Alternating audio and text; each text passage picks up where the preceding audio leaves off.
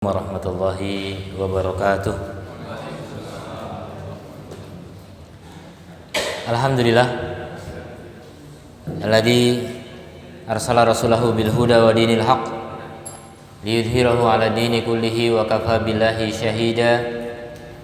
Asyhadu an la ilaha illallah wahdahu la syarika lah iqraran bihi wa tauhida, wa asyhadu anna Muhammadan abduhu wa rasuluhu sallallahu alaihi wa ala alihi wa ashabihi wa sallama tasliman mazida.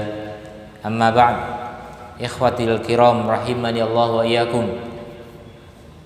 Hadirin wal hadirat yang dirahmati Allah, kita bersyukur kepada Allah yang kembali kita bisa hadir di majelis ilmu, tentu karena taufiknya semata. Pada jam yang sama, pada menit yang sama saat ini ada orang yang masih di jalan, ada yang masih di pasar, ada yang masih di tempat hiburan, ada yang masih di rumah, ada yang macam-macam ya. Dan alhamdulillah antum ada di masjid. Antum dijaga oleh Allah Subhanahu wa taala dari kegiatan yang mungkin kurang bermanfaat atau bahkan mengandung mudarat. Maka bersyukurlah kepada Allah, karena tidak gampang orang bisa duduk di majelis ilmu, di masjid, apalagi masjidnya di tengah kota kayak gini ya, di tengah hiruk pikuk orang mengejar dunia. Masya Allah, antum diberi taufik oleh Allah untuk hadir di majelis ilmu. Maka mudah-mudahan majelis ini tidak sia-sia. Mudah-mudahan majelis ini memberikan berkah, kebaikan untuk kehidupan kita dunia dan akhirat. Kita lanjutkan pembahasan di kitab Aqidatut Tauhid karya Shalih Fauzan hafizahullahu taala. Masih dalam bab yang kelima, pasal yang ketiga sekarang. Qala al-mu'allif rahimahullahu taala, al-fasl tsalis fi masyru'iyyati as-salati was-salami 'ala rasuli sallallahu alaihi wasallam, tentang disyariatkannya salawat dan salam untuk Rasul sallallahu alaihi wasallam. Min haqqihi, di antara hak beliau sallallahu alaihi wasallam, alladzi syara'allahu lahu, yang Allah syariatkan untuk beliau, ala ummatihi, terhadap umatnya, yaitu an yusallu wa yusallimu alaihi, untuk atau agar mereka bersolawat dan memberi salam kepada beliau. Makanya Allah Ta'ala berfirman dalam Al-Ahzab 56, Innallaha wa malaikatahu yusalluna 'alan nabi, sesungguhnya Allah dan malaikatnya semuanya bersolawat kepada Nabi. Ya ayyuhalladzina amanu, maka wahai orang-orang yang beriman, sallu, bersalawatlah, alaihi, kepada Nabi, wasallimu taslima, dan berilah salam dengan sebenar-benarnya. Wa qad warada anna ma'na salatillahi ta'ala, telah datang bahwa makna dari salawat Allah Ta'ala untuk nabinya adalah thana'uhu alaihi, pujian Allah kepada beliau. Jadi Allah bersalawat kepada Nabi artinya apa? Allah memuji Nabi. Di mana Allah memujinya? Indal malaikati, di kalangan malaikat. Jadi Allah memuji Nabi di kalangan malaikat, itu artinya Allah bersalawat kepada Nabi. Wa salatul malaikati, adapun salawat malaikat artinya ad-du'a, doa. Malaikat memberi salawat kepada Nabi artinya malaikat mendoakan Nabi. Karena salawat itu jamak sebenarnya, tunggalnya salat. Salat secara bahasa artinya doa. Tapi kalau Allah nggak mungkin berdoa. Kalau Allah berdoa, doa kepada siapa? Maka kalau Allah memuji, ya, kalau selain Allah doa. Kemudian salatul adamiyyin, salawatnya anak Adam yaitu manusia, adalah istighfar, memohonkan ampun. Dan ini juga bermakna doa ya. Jadi memohonkan ampun itu adalah doa.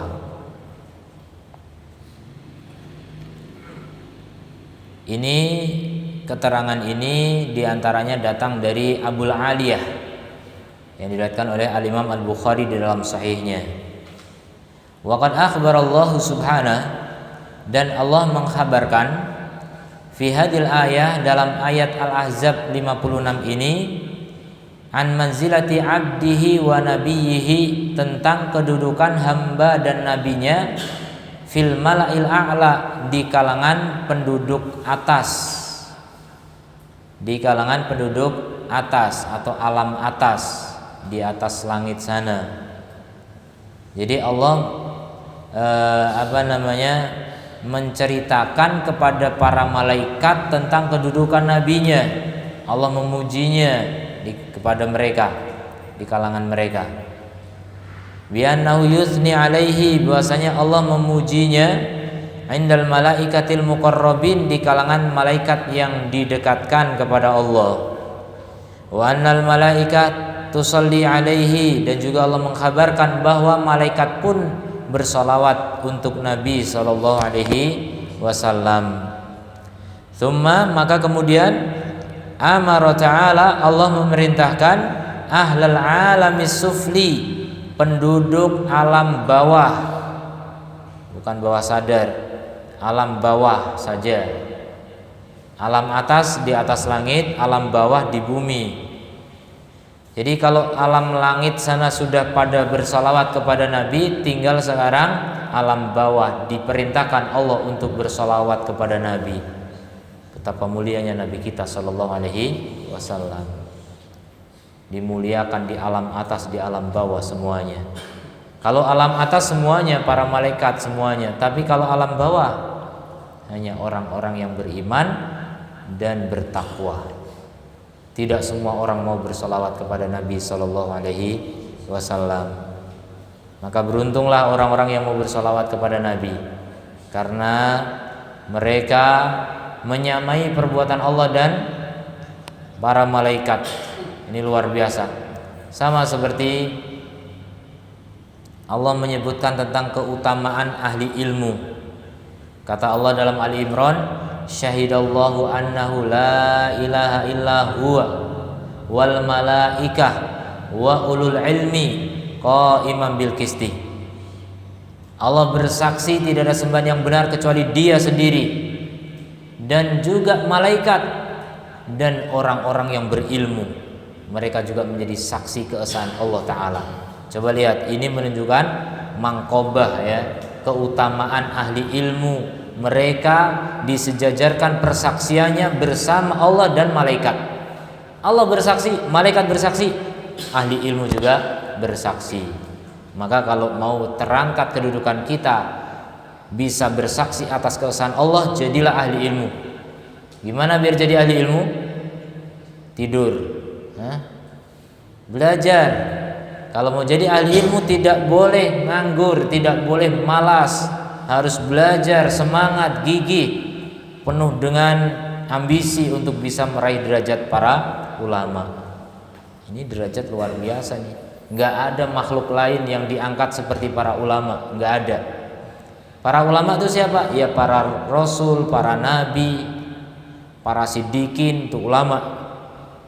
Kalau kita mau bergabung bersama mereka, kita menjadi orang yang paling mulia di antara manusia-manusia yang rata-rata tidak mulia.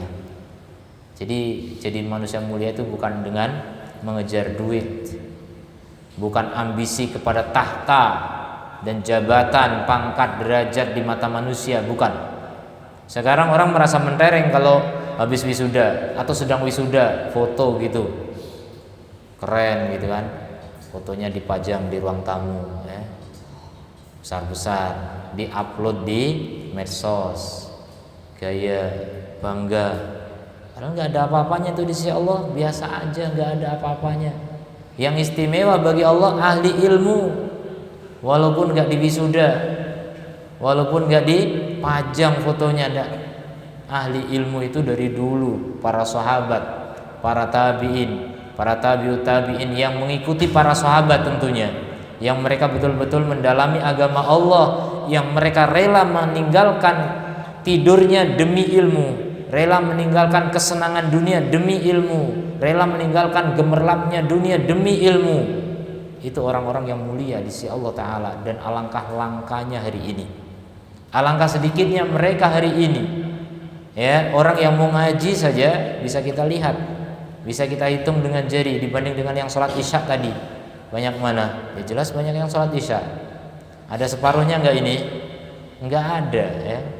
Luar biasa. Alhamdulillah mereka sholat ya. Tapi masih kita doakan mudah-mudahan enggak cuma sholat. Ya mudah-mudahan mereka juga tergerak untuk ngaji. Yang enggak harus di sini, pokoknya ngaji di mana saja, yang penting benar, yang penting mengikuti thariqah salaf. Jadi alangkah mulianya Nabi kita yang mulia sallallahu alaihi wasallam disejarkan dengan apa, dipuji, enggak cuma disejarkan, dipuji di kalangan malaikat, didoakan para malaikat dan didoakan para Bani Adam sebagian. Maka Bani Adam yang mau bersolawat kepada Nabi dan memberi salam kepada Nabi, itu Bani Adam yang tahu diri namanya. Gimana tahu diri? Karena dia mengerti betapa besarnya jasa Nabi Shallallahu Alaihi Wasallam. Gimana cara membalas jasa orang yang paling berjasa? Siapa menurut antum orang yang paling berjasa kepada antum? Siapa? Rasulullah Sallallahu Alaihi Wasallam. Apa jasanya? Apa? Iya, apa bentuknya? Apa? Syariat Islam. Iya, mengenalkan kepada kita tentang Allah, mengenalkan kepada kita tentang hukum Allah, mengenalkan kepada kita tentang akhirat. Itu semua melalui Rasul Sallallahu Alaihi Wasallam. Tanpa Rasul kita nggak tahu. Ini kebaikan yang tidak bisa dibandingkan dengan kebaikan apapun di muka bumi. Apapun itu, keyakinan tuh, keimanan, belum lagi syariatnya, tata cara ibadah dan sebagainya, semua melalui Nabi. Yang contoh saja, orang sholat 2 rakaat aja udah lebih baik daripada dunia seisinya. Itu cuma 2 rakaat, sunnah bukan wajib, apalagi yang wajib. Apalagi akidah, keyakinan itu jauh lebih tinggi daripada ibadah. Ibadah dengan akidah mana lebih kuat, mana lebih hebat? Akidah lebih hebat. Keimanan di dada itu pondasi, sementara ibadah itu hanya bangunan yang bisa tegak di atas pondasi. Tanpa pondasi bangunan gak akan tegak. Jadi akidah lebih penting daripada ibadah. Tapi akidah tanpa ibadah bohong ya. Akidah pasti dengan ibadah. Jadi itulah betapa besarnya jasa Nabi kita yang mulia Sallallahu Alaihi Wasallam. Maka orang yang tidak berselawat kepada Nabi berarti orang yang nggak tahu diri, orang yang nggak layak dimuliakan oleh Allah Subhanahu Wa Taala. Apalagi Nabi sudah menjanjikan ya, siapa bersolawat kepadaku, kata Nabi, Allah bersolawat kepadanya 10 kali. Luar biasa.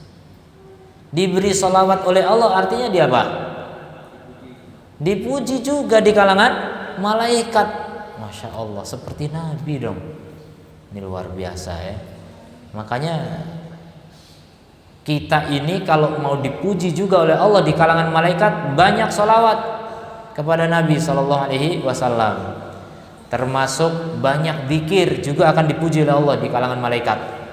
Jadi kata Nabi atau hadis qudsi ya. Jadi Allah yang menyatakan, siapa yang mengingatku sendirian, maka aku juga pada dirinya, maka aku juga akan mengingatnya pada diriku, kata Allah.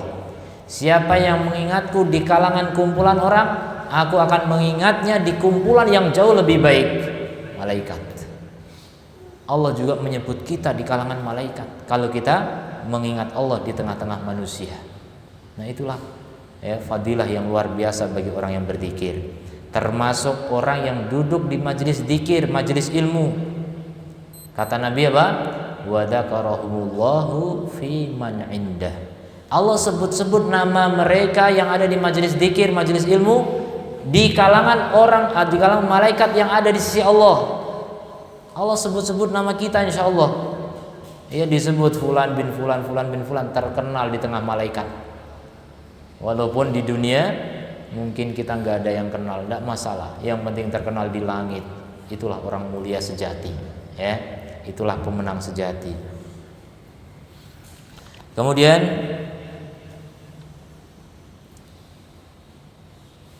kemudian Allah memerintahkan kepada penduduk alam bawah untuk memberikan salat dan taslim kepada beliau sallallahu alaihi wasallam. Agar apa? Liyajtami'a thana'u, agar pujian itu berkumpul, bergabung alaihi kepada beliau, alam atas alam bawah, min ahli alamil ulwi was sufli.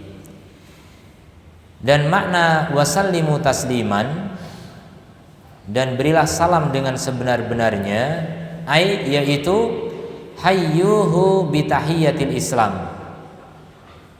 Tahiyah itu penghormatan. Berilah penghormatan kepada beliau dengan penghormatan Islam. Itulah salam. Islam dari kata salam. Ya, jadi berilah salam artinya berilah penghormatan Islam. Penghormatan Islam. Fa idza shalla 'ala nabi, maka jika seseorang bersolawat kepada Nabi sallallahu alaihi wasallam, falyajma', hendaknya dia menggabung baina sholati wa taslim, antara solawat dan salam. Hendaknya digabung. Kenapa? Karena perintah Allah tadi dalam Al-Ahzab 56. Ya ayyuhalladzina amanu shallu alaihi wa sallimu taslima. Jadi solawat dan salam itu khusus siapa? Nabi Muhammad sallallahu alaihi wasallam. Kalau nabi yang lain cukup alaihi salam. Malaikat alaihi salam. Ya, Nabi Muhammad beda sallallahu alaihi wasallam. Fala yaktasir ala ahadihima. Jadi jangan membatasi salah satu saja. Maka jangan mengatakan sallallahu alaihi. Sering terdengar itu. Sallu alaihi, sallallahu alaihi. Ini tidak sesuai perintah Allah. Ya, kalau memberi sholawat jangan cuma sholawat, harus dengan apa? Salam. Walayakul, dan jangan mengatakan alaihi salam cuma gitu doang. Jangan. Harus ada sholawat. Alaihi salatu wassalam, boleh. Jadi jangan cuma salam doang. Li'anna Allah Ta'ala amara bihima jami'an, karena Allah merintahkan keduanya bersamaan semuanya. Jangan membatasi salah satunya. Kalau rasul-rasul yang lain Allah sebutkan salam doang, wassalamun alal mursalin, dan salam untuk para rasul, gak bilang sholawat. Ya, menunjukkan kalau rasul lain bilang apa? Alaihi salam.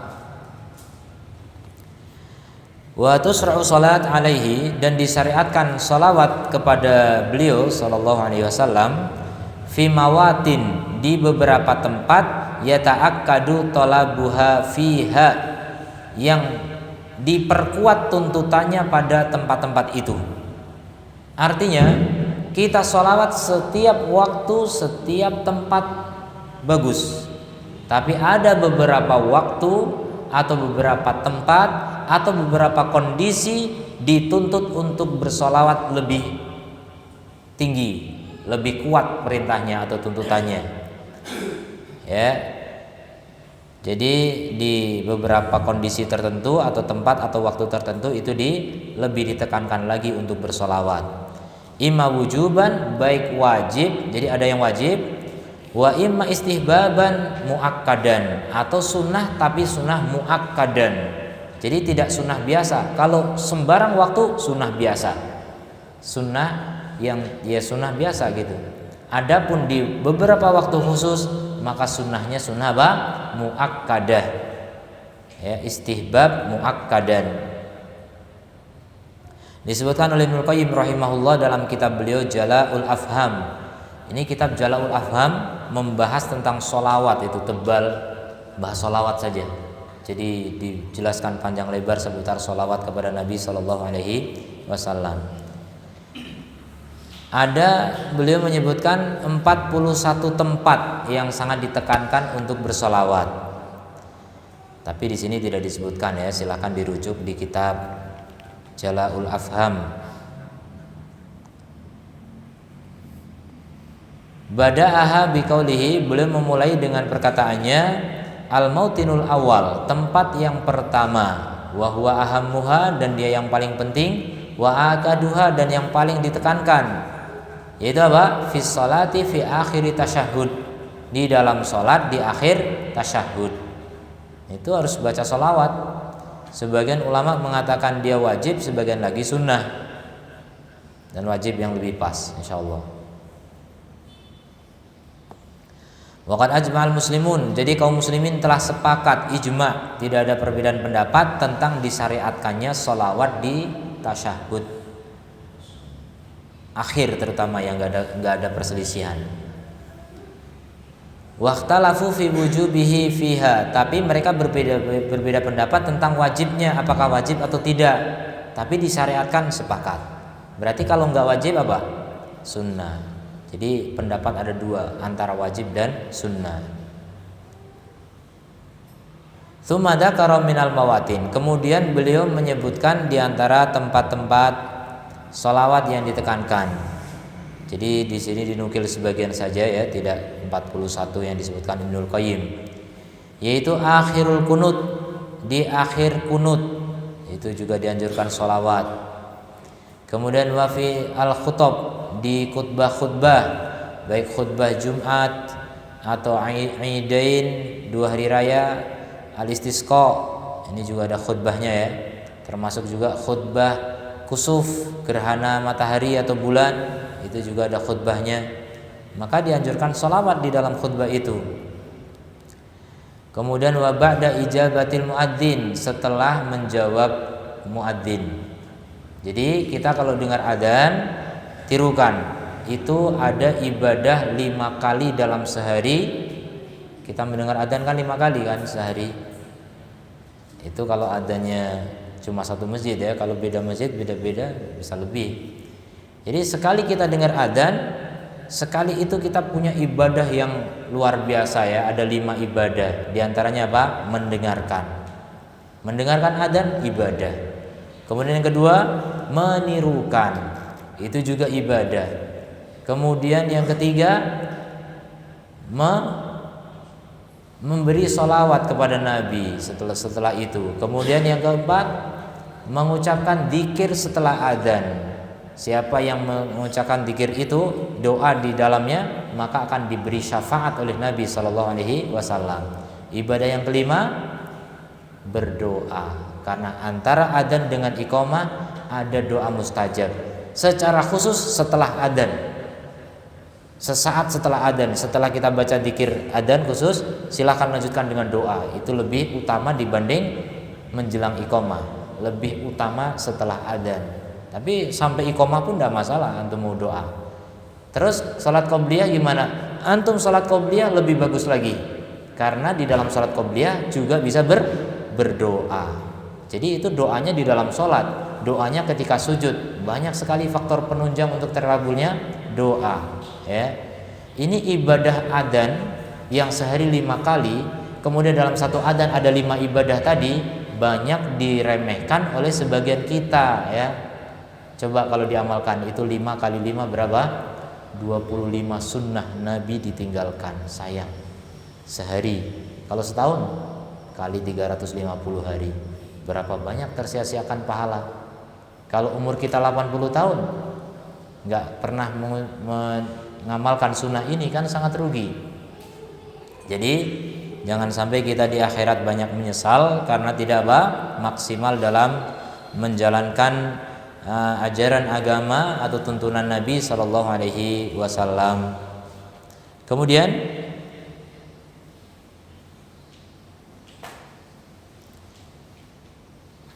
wa ba'da wa 'inda du'ai, ketika berdoa. Ketika berdoa itu artinya di awal doa ya, atau boleh setelah memuji Allah maka bersolawat. Sama seperti tadi ceramah juga gitu, ceramah, kajian sama dengan khutbah. Jadi setelah memuji Allah biasanya sholawat kepada Nabi. Ya, jadi sholawat kepada Nabi ini merupakan perkara yang sangat dianjurkan di dalam doa atau di dalam khutbah ceramah. Wa inda dukhulil masjid, ketika masuk masjid. Nah, ini barangkali masih banyak yang meninggalkan sunnah ini ya. Ketika mau masuk masjid baca sholawat. Jadi gimana bacanya? Allahumma sholli ala Muhammad wa ala ali Muhammad boleh, atau Allahumma sholli wa sallim ala Muhammad, sudah cukup.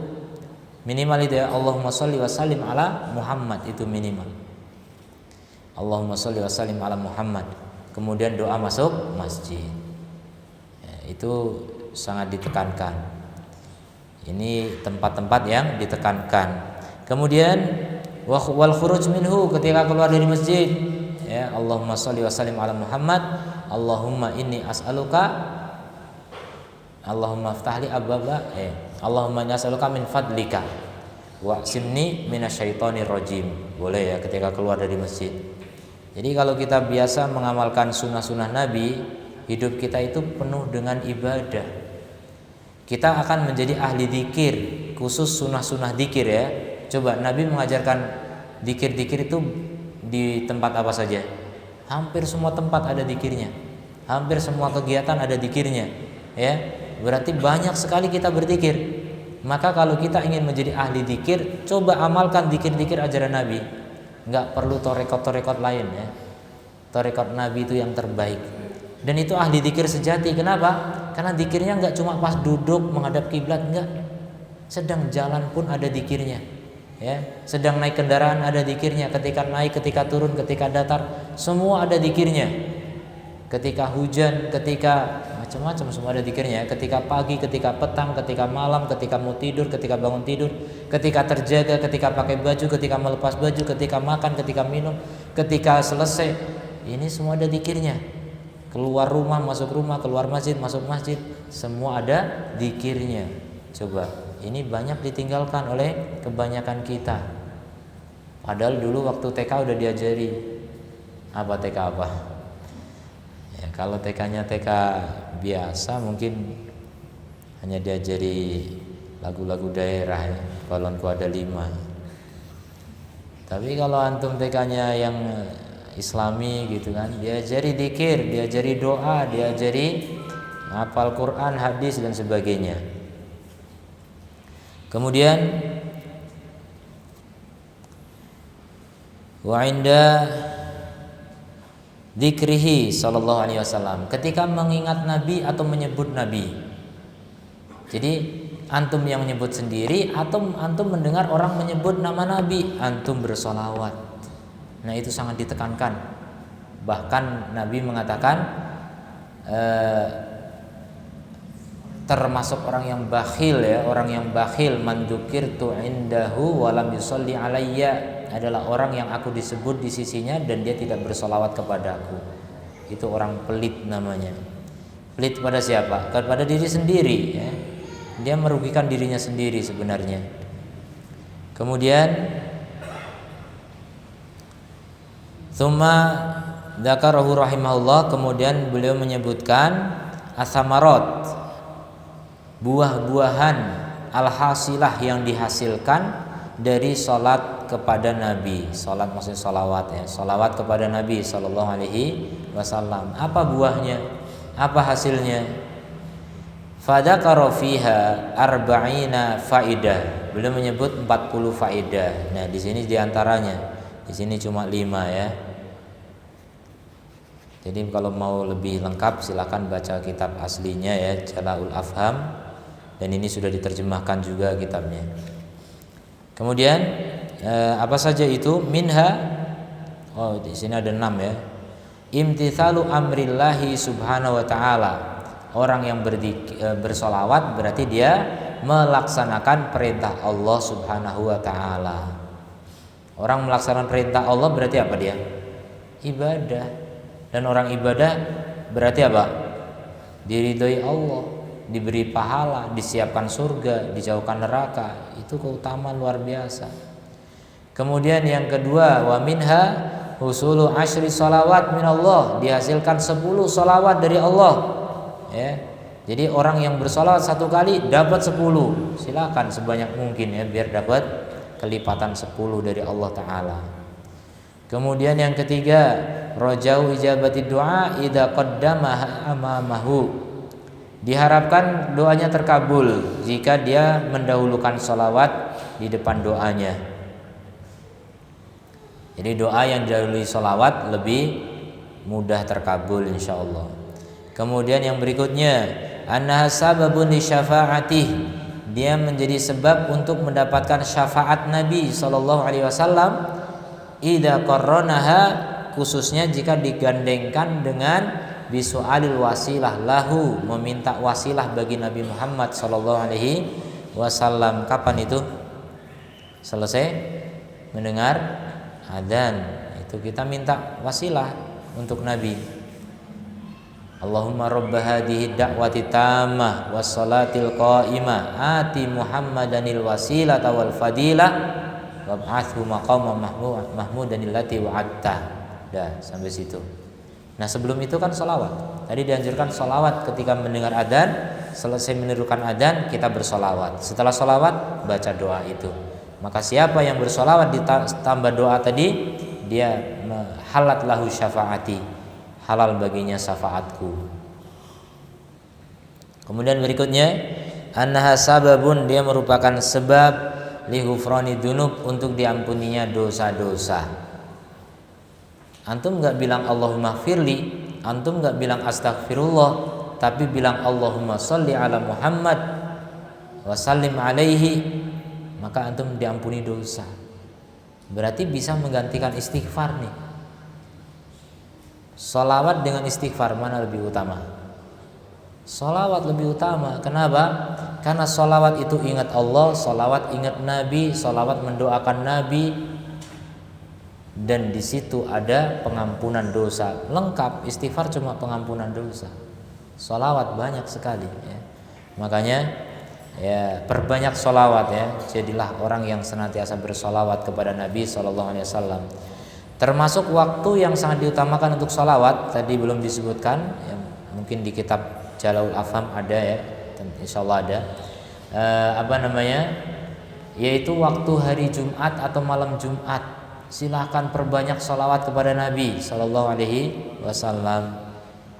Jadi jangan pelit-pelit untuk memberi sholawat kepada beliau. Kemudian yang berikutnya, annaha sababun liraddin Nabi Sallallahu Alaihi Wasallam alal musalli wal musallim alaihi.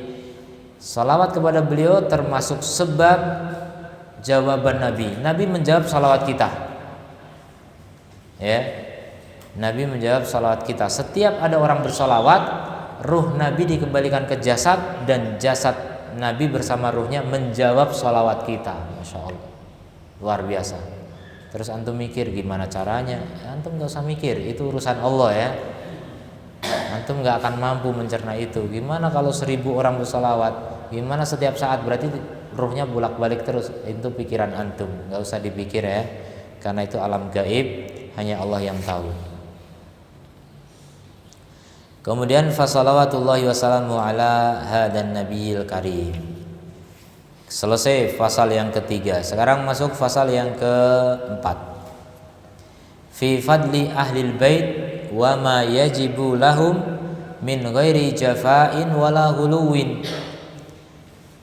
Pasal 4 ini tentang keutamaan ahlil bait.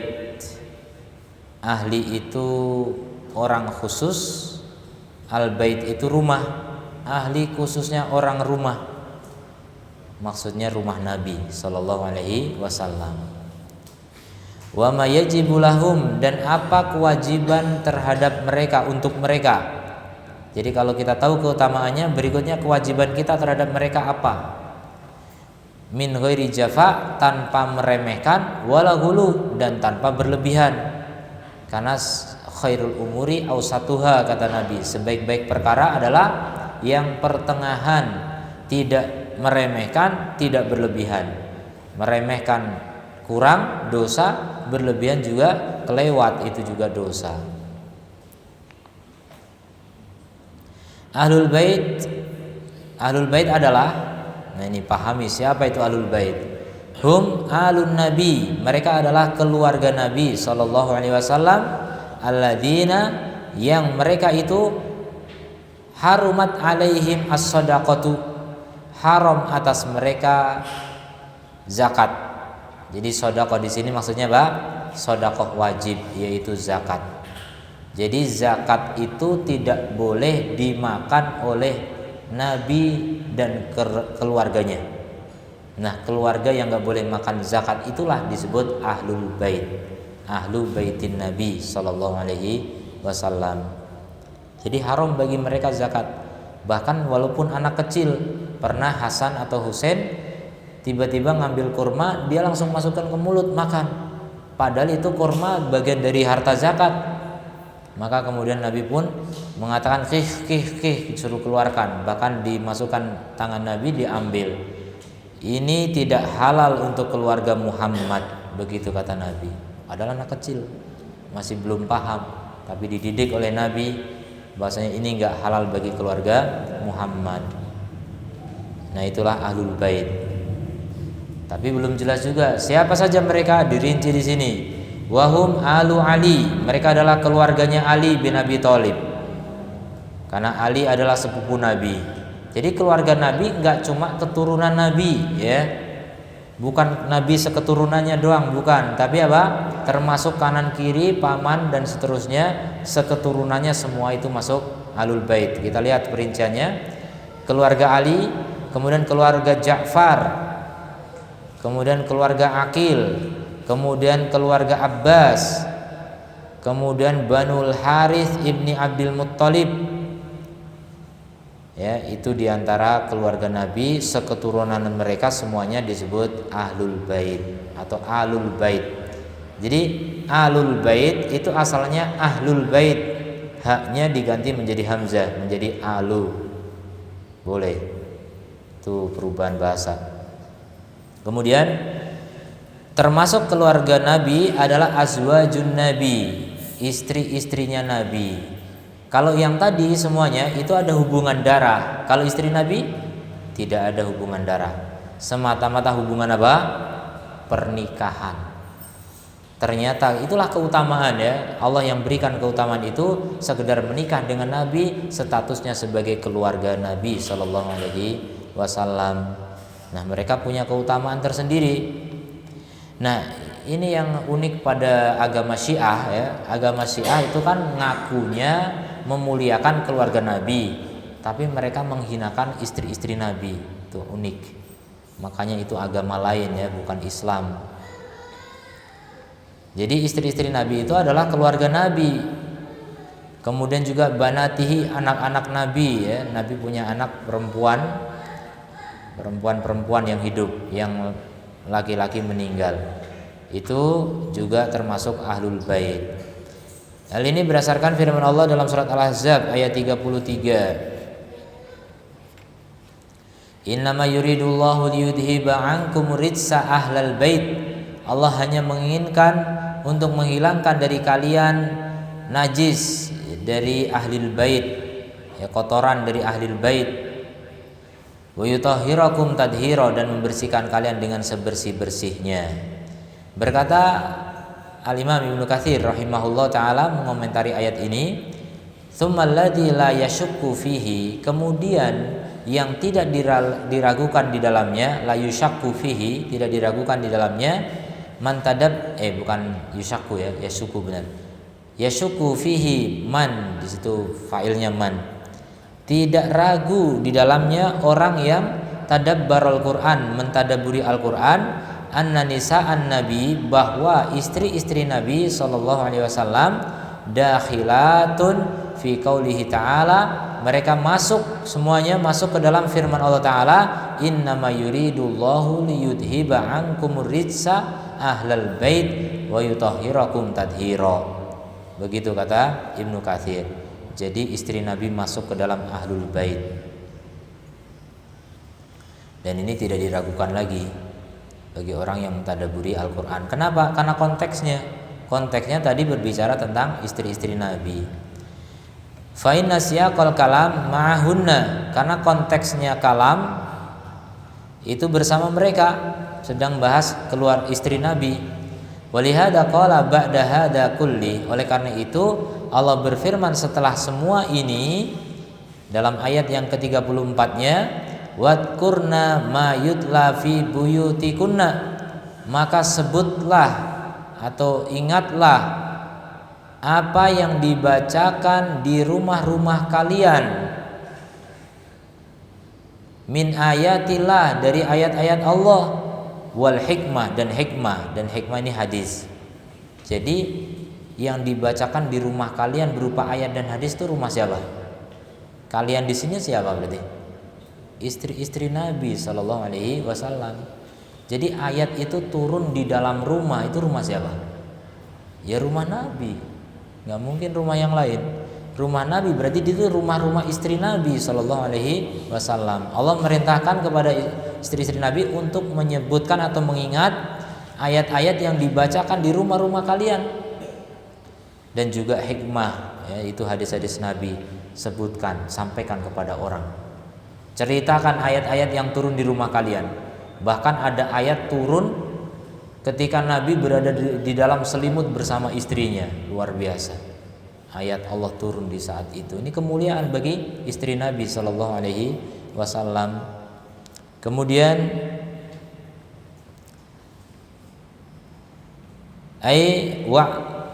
wa'lamna, ketahuilah, bima yanzilullah tabaraka wa ta'ala ala rasulihi, terhadap apa yang Allah turunkan terhadap Rasulnya Sallallahu Alaihi Wasallam, fi buyutikunna, di rumah-rumah kalian, minal kitabi wa sunnah, yang Allah turunkan itu berupa apa? Alkitab dan as-sunnah, gak cuma Al-Quran, termasuk as-sunnah itu juga turun dari Allah.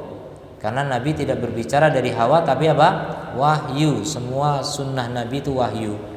Semua kalam Nabi itu wahyu yang berkaitan dengan syariat. Tapi qalahu Qatadah wa ghairu wahid, ini menurut perkataan Qatadah dan selain satu, ya, masih banyak yang lain.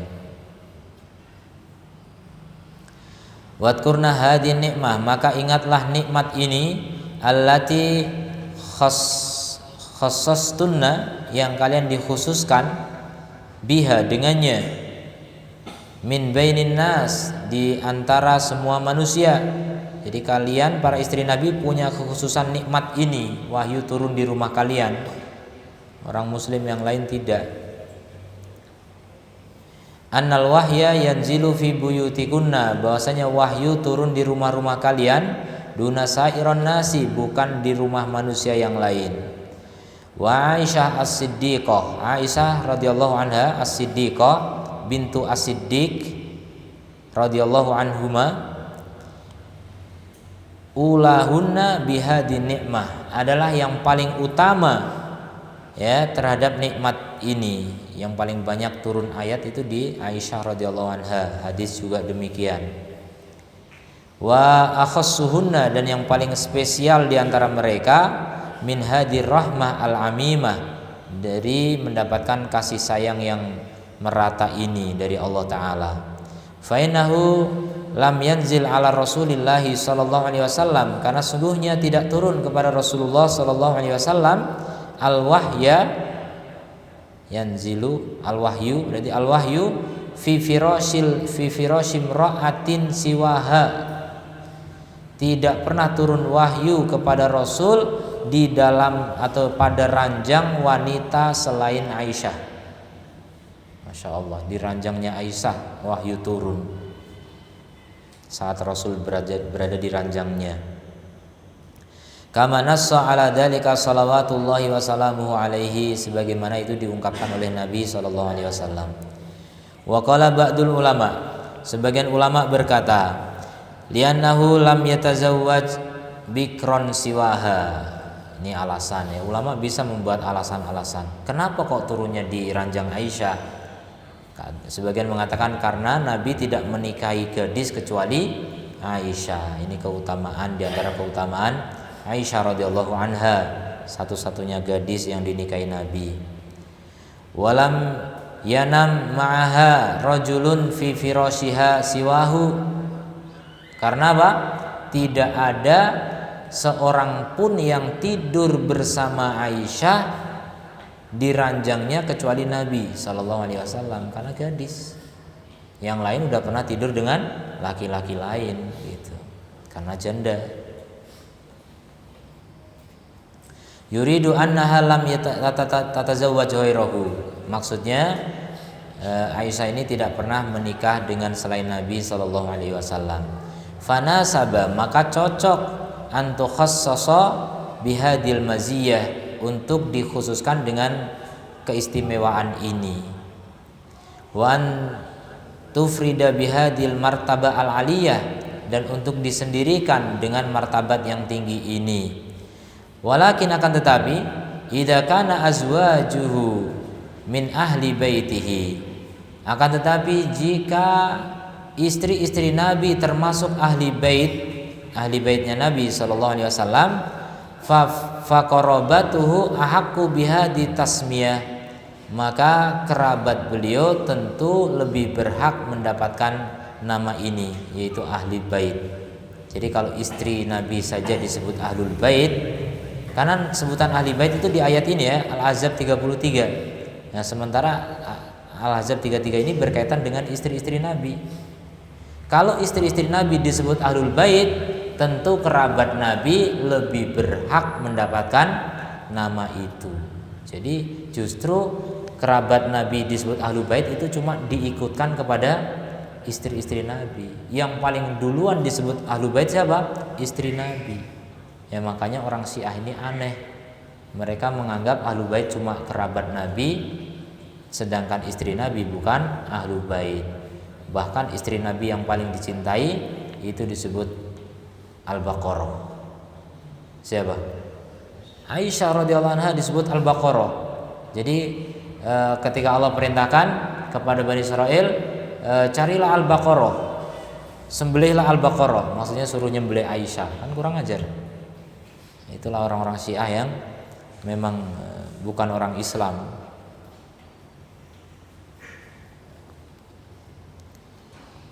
Kemudian intaha min tafsir Ibnu Katsir. Jadi ini semuanya dari pernyataan Ibnu Katsir ya dalam tafsirnya. Fa ahlus sunnah wal jamaah, maka ahlus sunnah wal jamaah yuhibbuna ahla baiti Rasulillah sallallahu alaihi wasallam. Mereka mencintai keluarga Nabi sallallahu alaihi wasallam, wa yatawallawnahum, dan loyal kepada mereka. Wala itu mencintai, membela, mendukung, menolong dan seterusnya. Wa yafaduna fihim, dan menjaga tentang mereka wasiat Rasulullah sallallahu alaihi wasallam. Jadi Rasulullah pernah berwasiat. Ahlu sunnah menjaga wasiat itu tentang mereka. Haitsu qala yauma Ghadir Khum, ya, ketika Nabi berkata pada hari Ghadir Khum, ini nama suatu hari di mana ada kejadian di sana. Ghadir Khum ismu maudi ini nama tempat ya, di Ghadir Khum. Di sana Nabi pernah bersabda, udzakirukumullah fi ahli baiti. Aku ingatkan kalian tentang Allah terhadap keluargaku. Jadi maksudnya kalian harus menjaga keluargaku. Aku ingatkan tentang Allah untuk keluargaku. Jadi takwalah kepada Allah terhadap keluargaku. Maka ahlu sunnah yuhibbunahum, mencintai ahli bait, wa yukarrimunahum, dan memuliakan mereka. Lianna dzalika min mahabbatin Nabi sallallahu alaihi wasallam. Kenapa? Di antara alasan selain tadi perintah Allah, kemudian alasan lain karena memuliakan ahli bait berarti sama dengan memuliakan Nabi sallallahu alaihi wasallam. Enggak masuk akal ya orang mengaku memuliakan Nabi tapi membenci ahlu bait, enggak masuk akal. Orang mengaku memuliakan Nabi dan keluarga Nabi tapi membenci istri-istri Nabi, ini juga enggak masuk akal. Mencintai keluarga Nabi, mengaku memuliakan Nabi tapi membenci sahabat-sahabat Nabi, ini juga tidak masuk akal. Itulah kelakuan orang-orang Syiah. Jadi ini termasuk kategori mencintai Nabi dan memuliakan Nabi sallallahu alaihi wasallam. Wa dzalika bisyart, dan itu dengan syarat keluarga Nabi yang dimuliakan. Apa itu? An yakunu muttabi'ina lisunnah. Mereka keluarga Nabi itu harus mengikuti sunnah, bukan orang kafir. Kalau kafir nggak perlu dimuliakan. Kemudian juga bukan ahli bid'ah. Ahli bid'ah nggak perlu dimuliakan. Tapi siapa yang dimuliakan dari ahlu bait? Ahlu bait yang mengikuti Rasul sallallahu alaihi wasallam. Jadi mereka keluarga Nabi sekarang yang ada tinggal cucu-cucunya gitu.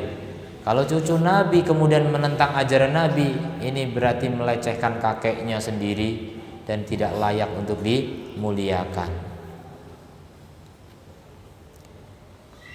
Jadi merekalah orang-orang yang mengikuti sunnah Nabi, mustaqimina alal millah, istiqomah di atas ajaran Nabi sallallahu alaihi wasallam, kama kana alaihi salafuhum, sebagaimana salaf mereka berada di atasnya, seperti Al-Abbas dan keturunan Abbas, Ali dan keturunannya. Amma man khalafa sunnah, adapun yang menyelisih as-sunnah malah mengikuti bid'ah, bahkan menjadi tokoh bid'ah ya. Tidak sedikit orang yang ngaku keluarga Nabi tapi menjadi tokoh bid'ah. Walam yastaqim ala din, tidak istiqomah di atas Islam, tidak di atas sunnah. Fa innahu la tajuzu muwalatuhu, maka tidak boleh untuk loyal kepada mereka. Tidak boleh mencintai keluarga Nabi yang memusuhi Nabi atau yang menentang Nabi. Tidak boleh kita cintai. Walau kana min ahlil bait, meskipun itu ahlu bait. Fa mauqifu ahlus sunnati wal jamaah, maka sikap ahlus sunnah wal jamaah min ahlil bait terhadap ahlil bait, mauqiful i'tidal wal insaf, adalah sikap pertengahan dan adil. I'tidal itu adil, insaf itu pertengahan. Dari kata nisfu itu setengah, insaf pertengahan. Di dalam bahasa Indonesia menjadi insaf malah. Apa insaf? Sadar. Aslinya insaf itu bukan sadar, insaf itu pertengahan. Karena kondisi insaf itu adalah kondisi yang paling baik. Maka orang yang sadar itu berarti baik, ya udah cocok lah gitu. Kalau sadar insaf gitu. Belum insaf orang itu berarti belum baik ya. Karena insaf itu pertengahan itu baik.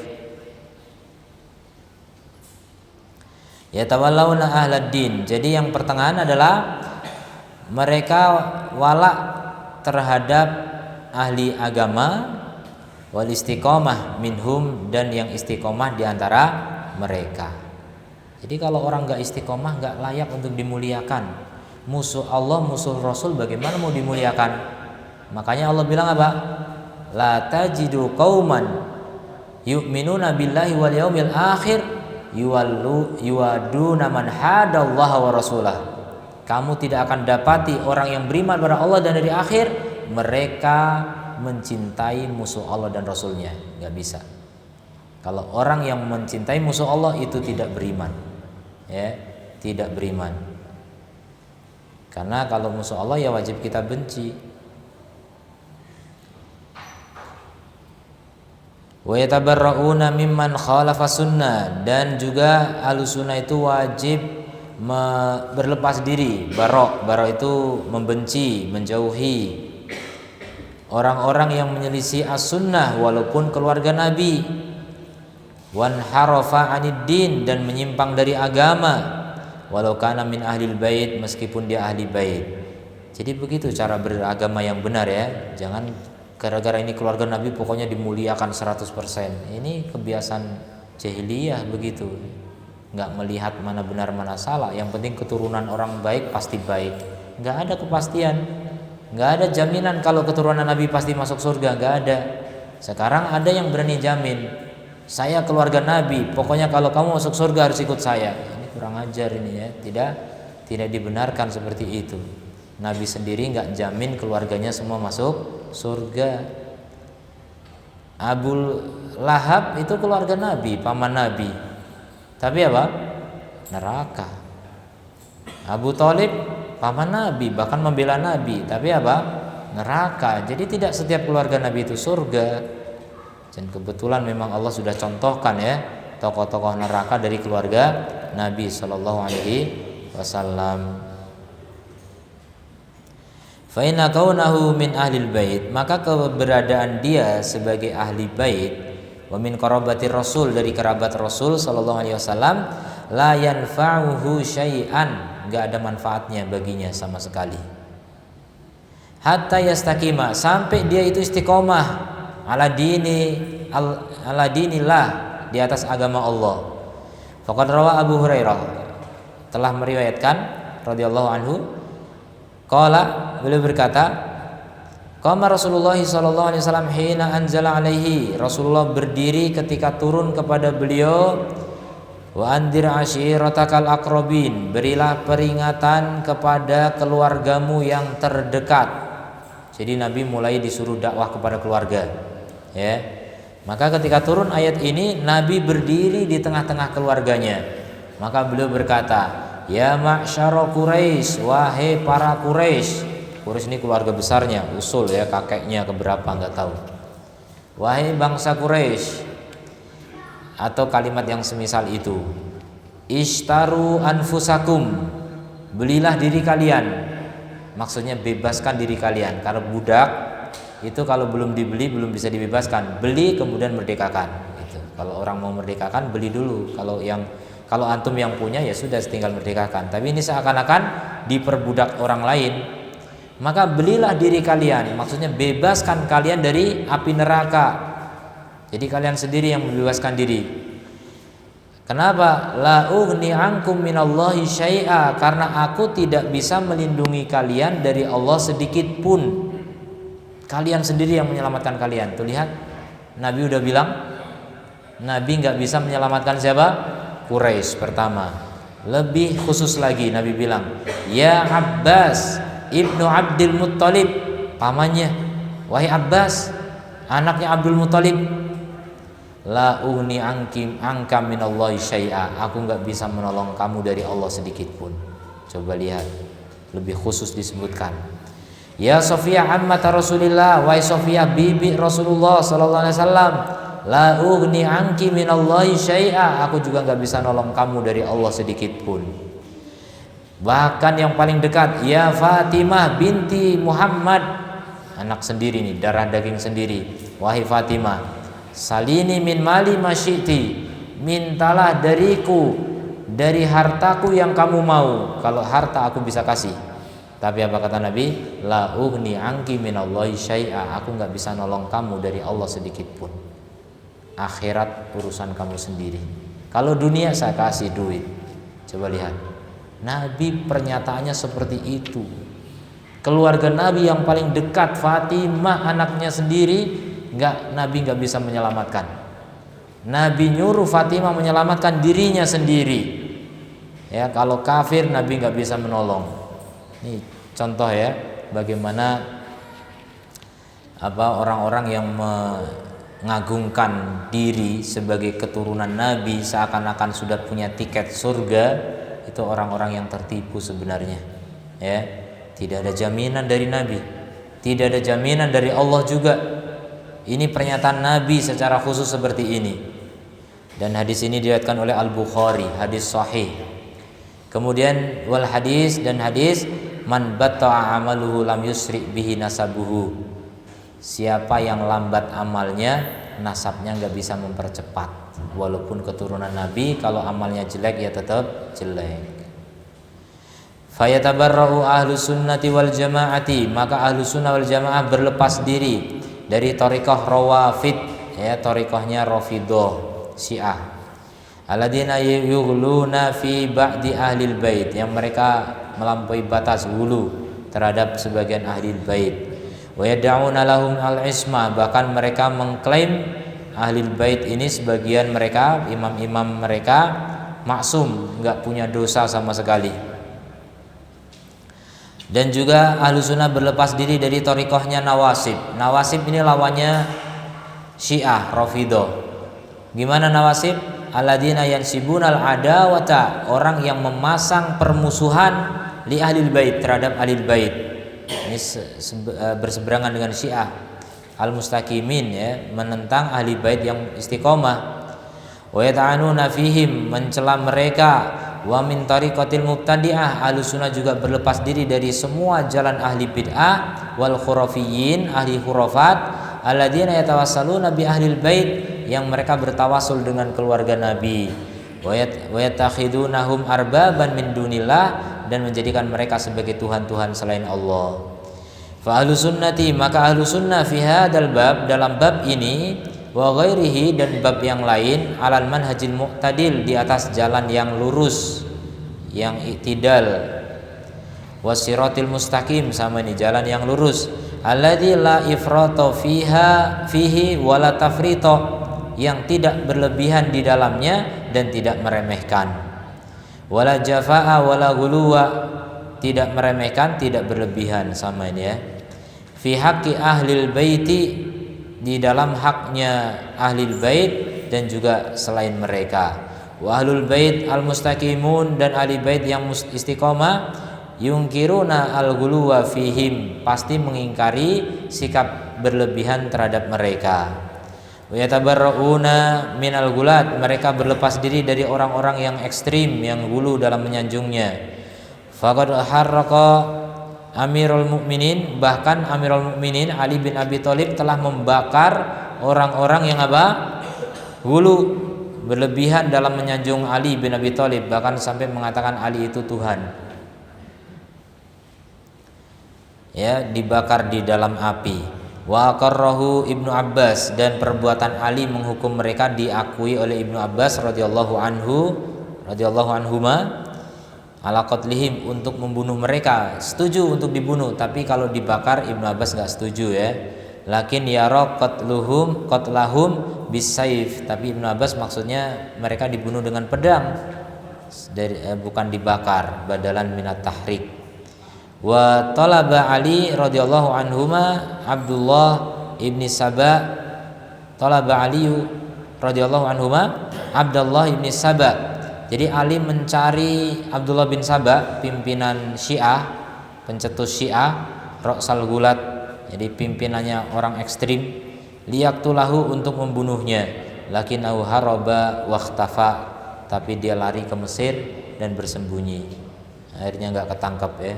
Itu pimpinan Syiah, menebarkan kesesatannya di Mesir. Jadi berkembang Syiah di Mesir, diantaranya Syiah di Mesir itu Daulah Bani Fatimiyah, yang pertama kali merayakan Maulid Nabi, itu orang Syiah di Mesir. Kemudian diberantas oleh Salahuddin Al-Ayyubi. Salahuddin Al-Ayyubi itu diperintahkan oleh khalifah saat itu untuk membasmi salib, ya. Tapi beliau belum berangkat ke sana sebelum menghabisi orang Daulah Fatimiyah, karena mereka orang-orang yang telah keluar dari Islam, yang menyimpang dari Islam, sehingga dibantai duluan. Tapi sejarah dibalik. Kata mereka Salahuddin Al-Ayyubi adalah yang pertama kali merayakan Maulid Nabi. Kurang ajar, ya. Memang di masa Salahuddin, tapi Salahuddin yang membasmi, bukan yang merayakan. Sampai di sini ada pertanyaan?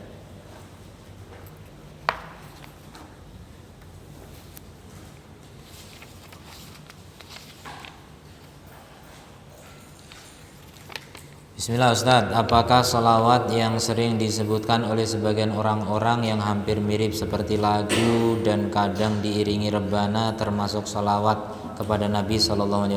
Jazakallahu khairan Ustaz. Iya, salawat kepada Nabi, tapi tidak semuanya benar, ya. Banyak salawat yang bid'ah, bahkan gak cuma bid'ah, tidak sedikit juga salawat yang mengandung kesyirikan, menyanjung Nabi berlebihan sampai seakan-akan memiliki sifat Allah, ya. Banyak sholawat yang begitu, padahal Nabi sudah melarang. Itro itu artinya menyanjung Nabi berlebihan, Nabi nggak membolehkan. Kata Nabi apa? La tutruni kama atratin Nasara ibn Maryam, jangan kalian mengitroku seperti orang Nasara mengitro ibnu Maryam, Isa, sampai diangkat menjadi anak Tuhan. Itu berlebihan dalam memujinya. Maka umat Islam sudah dilarang, jangan sampai memuji berlebihan sehingga seperti orang Nasara yang memuji Isa. Maka hati-hati wahai orang-orang yang beriman yang ingin menjadi pengikut Nabi, jangan gampang mengikuti ajaran-ajaran sholawatan yang gak ada sumbernya dari Nabi Shallallahu Alaihi Wasallam. Mereka mengklaim sholawat mereka lebih bagus daripada sholawat yang diajarkan Nabi. Kalau sholawat terbagus yang diajarkan Nabi yang mana? Sholawat yang dipakai dalam sholat, itulah yang terbagus ya. Jadi ya sudah, itulah yang diajarkan Nabi, itulah yang kita amalkan. Nggak usah ngikut-ngikut ajaran yang nggak jelas ya. Masing-masing torekot itu mengaku sholawatnya itu yang paling bagus. Bahkan saya pernah dengar ceramah ya di video yang terang-terangan mengatakan ini ada sholawat yang terbaru dari Nabi langsung. Karena baru saja Habib titik-titik yang gak saya sebutkan namanya ketemu Nabi Sallallahu Alaihi Wasallam, bukan mimpi, ketemu Nabi Sallallahu Alaihi Wasallam dan mengajarkan sholawat ini. Luar biasa. Jadi Islam belum sempurna ya, harus Nabi datang dulu lagi, datang lagi untuk menyempurnakan Islam ini. Nah itulah bahayanya orang yang gulu ya, melampaui batas terhadap Nabi, terhadap keluarga Nabi, tanpa sandaran dalil, tanpa aturan syar'i. Maka hati-hati kalau Anda ingin mengikuti Nabi dengan benar, menjadi ahlus sunnah wal jamaah sejati, wajib untuk menuntut ilmu. Tanpa ilmu, kesesatan itu sebuah keniscayaan ya. Kesesatan itu hampir-hampir nggak bisa dihindari kalau orang nggak mau menuntut ilmu ya. Cukup di sini. Subhanakallahumma wa bihamdika asyhadu an la ilaha illa anta astaghfiruka wa atubu ilaik. Assalamualaikum warahmatullahi wabarakatuh.